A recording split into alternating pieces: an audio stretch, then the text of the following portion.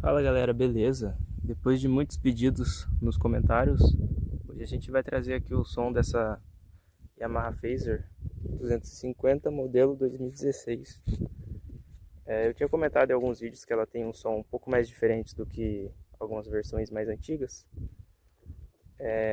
Não sei se foi por conta do seu filtro de ar, por conta do seu novo sistema de injeção, não sei. Mas pessoalmente, se vocês tiverem a oportunidade de ver, de ouvir, né, o som desse modelo e um 2015, vocês vão ver que tem pouca diferença. Esse som dessa moto aqui parece que é um som mais estridente, parece que é um som mais aberto. Vou mostrar para vocês aqui. Ela é uma moto muito silenciosa, viu?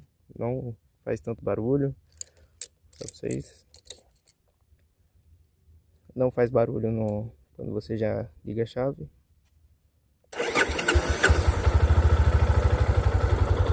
A moto mantém um giro bem baixo.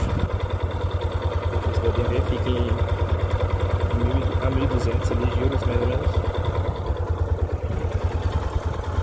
Vou deixar um pouco perto do motor para vocês verem. Lembrando, é um motor saudável, tá? Foi feito parte de baixo, parte de cima, então assim, é um motor saudável, né? Não tá desgastado, cansado nem nada, então tá bem regulado.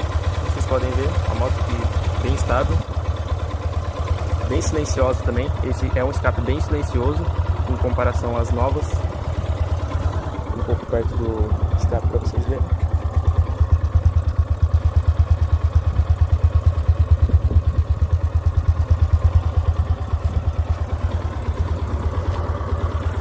Vou acelerar um pouco aqui perto do motor para vocês verem um pouco.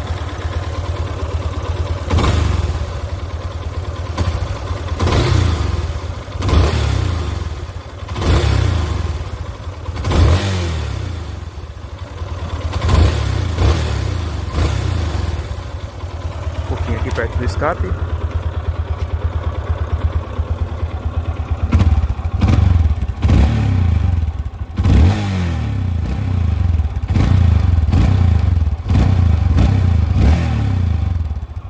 Mais aqui na parte de cima, que é a posição do piloto, né? Ei, rapaziada, olha, já até morreu a moto. É um pouquinho aqui na parte de cima.